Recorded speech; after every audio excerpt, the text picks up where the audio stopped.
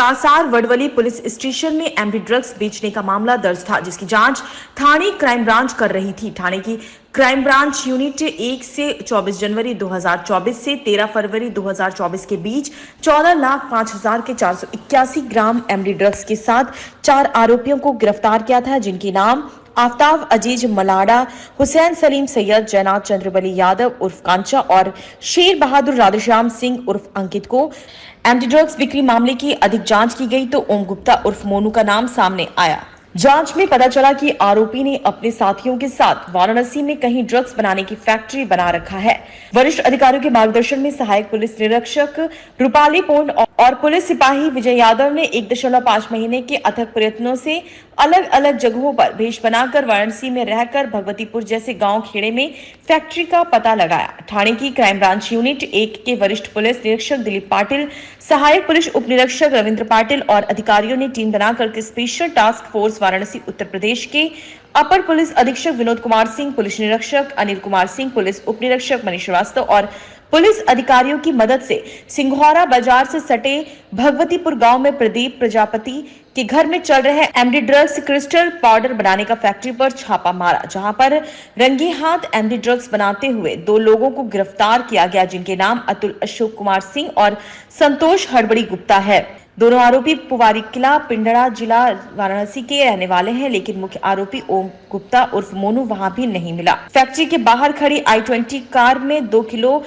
645 ग्राम MD drugs बरामद किया गया है, जिसकी 2 करोड़ 64 लाख 50 हजार रुपए है। साथ ही फैक्ट्री से एमडी ड्रग्स बनाने के इंस्ट्रूमेंट और chemical mephedrone, methylamine, sodium hydroxide pellets, chloroform, hydrochloric acid, methylpropiophenone powder, hot air oven, jar, magnetic लैपर, मिनी ऑटक मिक्सर, स्टेरॉल रॉड विद मोटर्स बरामद किया गया। कारखाने के मिले रासायनिक पदार्थ से 25 करोड़ के 25 किलो एमडी ड्रग्स बनाया जा सकता था। बरामद सभी ड्रग्स की कीमत 27 करोड़ 67 लाख रुपए है। 16 मार्च को वाराणसी मजिस्ट्रेट से ट्रांजिट रिमांड लेकर के दोनों आरोपियों को थाने लाया गया। आगे की जांच थाने क्राइम ब्रांच यूनिट 1 कर रही है।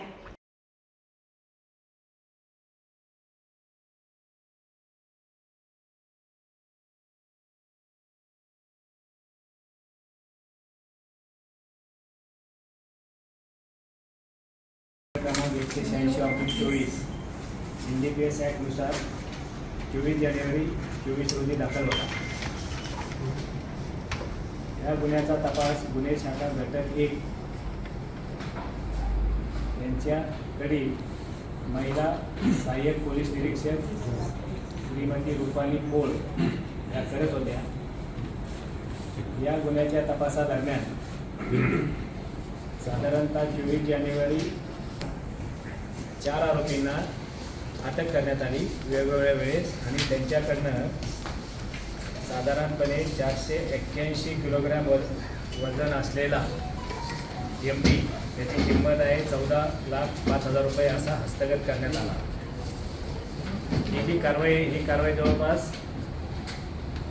1.5 महिना चालू होती।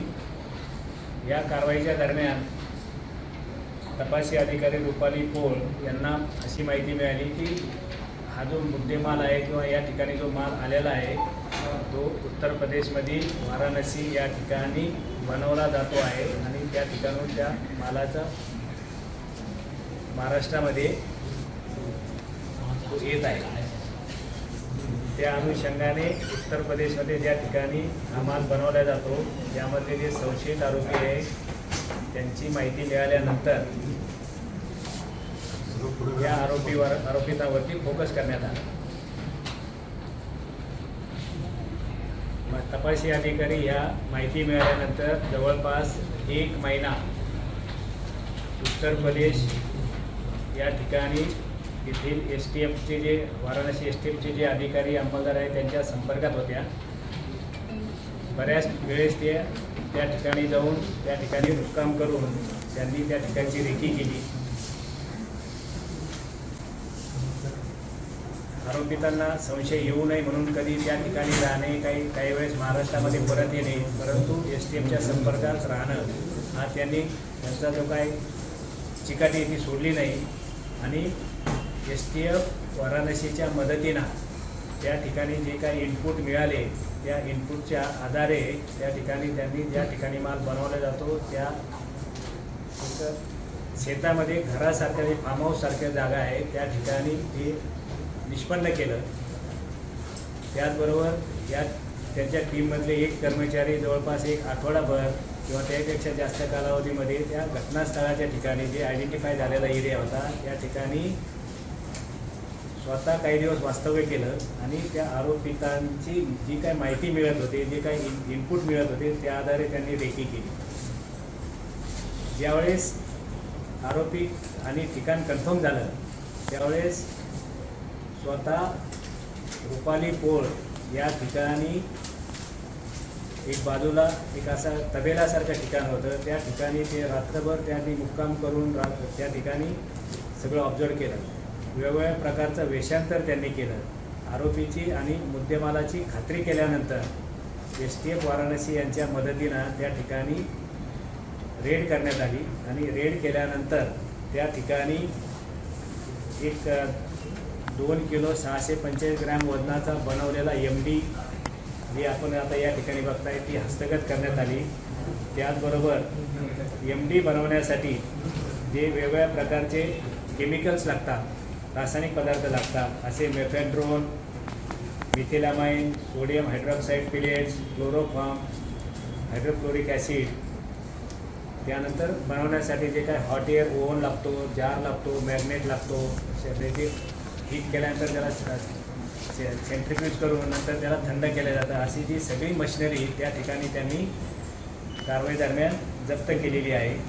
त्याचबरोबर MD बनवण्यासाठी जे काही लिक्विड लागतं आणि त्याचं जे मिश्रण आहे असं साधारणतः 100 लिटरच्या आसपास मिश्रण त्या ठिकाणी सुद्धा मिळालेलं आहे. त्यातून साधारणतः 25 किलोच्या आसपास मेफेड्रिन तयार होऊ शकतं असा तो मुद्देमाल त्यांनी हस्तगत केलेला आहे.